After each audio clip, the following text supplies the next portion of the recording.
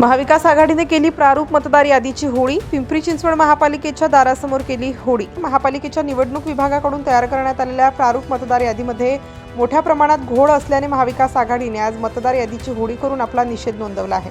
महापालिकेच्या निवडणूक विभागाकडून तयार करण्यात आलेल्या मतदार यादीमध्ये मोठ्या प्रमाणात दुबार मतदारांचे नाव आहे, तसेच काही जाती आणि समाजाची नावे मतदार याद्यांमधून मुद्दाम वगळण्यात आली आहे, असा आरोप महाविकास आघाडीच्या पदाधिकाऱ्यांनी केला आहे. महाराष्ट्रभर अशी परिस्थिती आहे आणि महानगरपालिकेने या ज्या याद्या प्रसिद्ध केलेल्या आहेत सार्वत्रिक निवडणुकीच्या, त्यामध्ये प्रचंड असा गोंधळ आहे. आणि गोंधळ नाही तर या प्रभागाच्या मतदार त्या प्रभागात, त्या प्रभागाचे मतदार या पदात, विशेष करून मुस्लिम मतदार, दलित मतदार यांचं ट्रान्सफर झालेलं अनेक ठिकाणी आहे. अनेक आता कार्यकर्त्यांनी याद्या आणलेल्या आहेत आणि या याद्या तपासून पाहिल्यानंतर त्यांना असं आढळून आलं की ज्या ठिकाणी हे भाजप विरोधात जे मतदान आहे त्यांनी इतर वार्डात ते ट्रान्सफर केलेले आणि फार मोठ्या प्रमाणात मत चोरी झालेली आहे आणि ते सिद्ध झाले, अनेक वेळा सिद्ध केलेले आहे. सेक्युलर विचारधारेचा वोटर कुठला आहे आणि त्या विचारधारेचा वोटरच पर्पजली डिलीट करण्यात आलाय.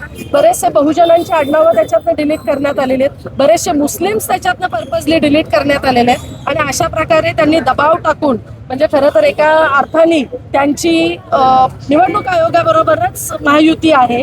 बाकीचे पक्ष फक्त नावासाठी घेतलेत आणि निवडणूक आयोग सुद्धा जसं भाजपला पाहिजे तशा पद्धतीने त्यांचं स्लिपिंग पार्टनर असल्यासारखं त्यांचा रोल निभावतात आणि कुठेतरी हे सगळं थांबलं पाहिजे. मतदान उमेदवार निवडून देतो, जर तो हक्कच तुम्ही हिरावून घेतला, तुम्ही तुमच्या पद्धतीने जर मतदार यादी करतात. बऱ्याच ठिकाणी असं आमचं बघितलं आम्ही की 3 ते 4 हजार मतदार वाढले आहेत आणि आधीचे जुने मतदार जे नेहमीचे आहेत ते डिलीट झाले आणि असं प्रत्येक ठिकाणी प्रत्येक बूथवर साधारण 30 ते 40 मतदारांची तफावत होती.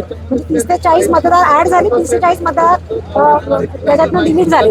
अशा वेळेला तो साधारण तो डिफरन्स प्रत्येक ह्याच्यामध्ये प्रभागामध्ये 3 ते 4 हजाराचा डिफरन्स असेल आणि हाच डिफरन्स विजय किंवा निवडणूक हारण्यासाठी कारणीभूत ठरतो.